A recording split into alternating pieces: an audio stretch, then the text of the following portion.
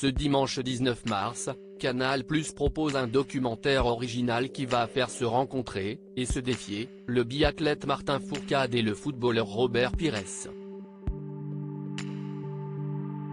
Entretien avec le champion du monde 1998. Il n'avait presque jamais fait de ski de sa vie. Et pourtant, Robert Pires est allé passer une semaine en Savoie, au Césis, dans le fief du biathlète Martin Fourcade, quintuple championne olympique. Dans le documentaire Face à Face, une histoire de champion, signé Adventure Line Productions et diffusé ce dimanche 19 mars à 21h10 sur Canal+, le footballeur de 49 ans, champion du monde en 1998 a même tenté de défier l'athlète français le plus titré de l'histoire des Jeux Olympiques dans sa propre discipline. Une rencontre passionnante sur laquelle Robert Pires se confie lors d'un entretien à Télé Loisirs. Robert Pires, je n'avais jamais fait de ski de ma vie. Télé Loisirs, qu'est-ce ce qui vous a motivé à participer à ce documentaire? Robert Pires, je trouvais intéressant d'aller à la rencontre d'un sportif de très haut niveau et de découvrir une discipline que je ne connaissais vraiment pas. Cette idée du défi entre Martin et moi m'a vraiment plu. Surtout que vous n'aviez jamais fait de ski de votre vie. Quand je jouais au foot, c'était interdit dans mes contrats d'assurance, donc en effet, je suis parti de zéro. J'étais vraiment nul. Rire, vous étiez-vous déjà rencontré avec Martin Fourcade? Non, jamais. Ça a été une très belle rencontre. Auriez-vous pu opter pour une carrière en individuel? Non, je ne pense pas.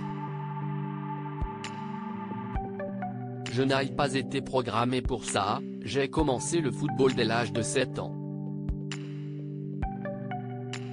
Martin, lui, est né à la montagne, donc ça aide. Et il a bien fait. Rire, pour être sportif de haut niveau, il faut faire des sacrifices. Au final, que valez-vous au biathlon? Au début je me suis demandé ce que je faisais là. J'avais la pression. Je me suis focalisé à fond sur les entraînements durant les 4 jours de notre rencontre.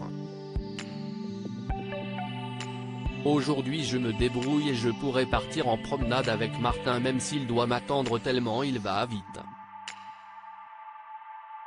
J'ai adoré l'enchaînement entre l'aspect physique suivi de la nécessité d'un grand calme pour retrouver son souffle lors du tir.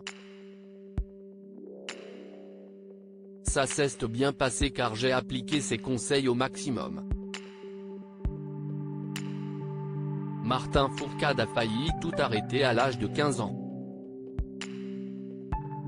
Et vous? Moi aussi, car je pensais ne pas avoir d'avenir dans le football. Mais j'ai persévéré. Dans une carrière de sportif, si est vraiment notre adolescence qu'on ne vit pas. Quand vos potes sortent le samedi soir en boîte, vous non, car le dimanche matin vous avez un match.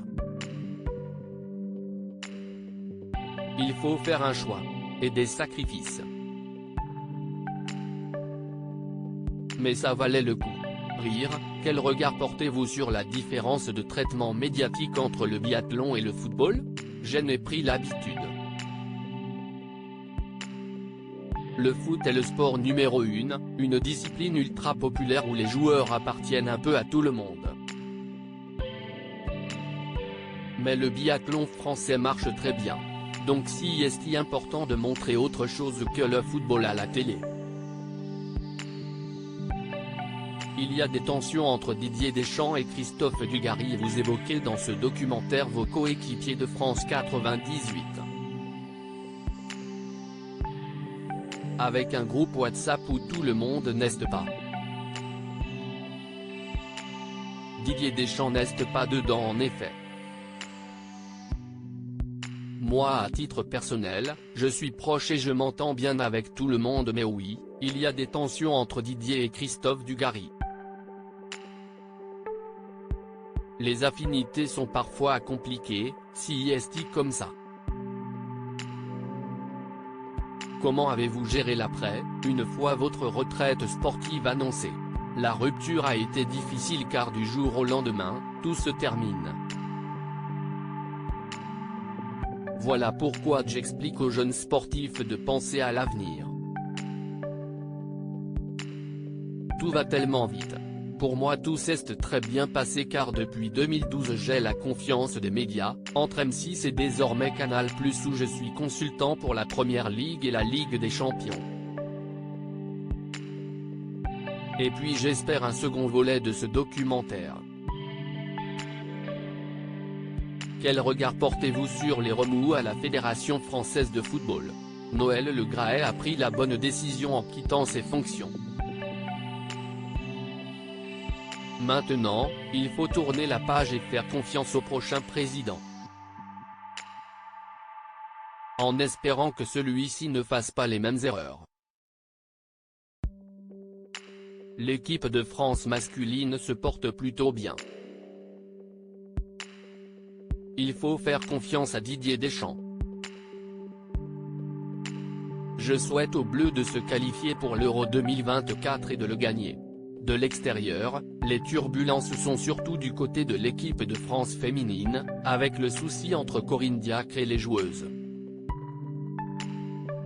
À lire aussi Robert Pires très cash sur les tensions entre Didier Deschamps et Christophe Dugarry.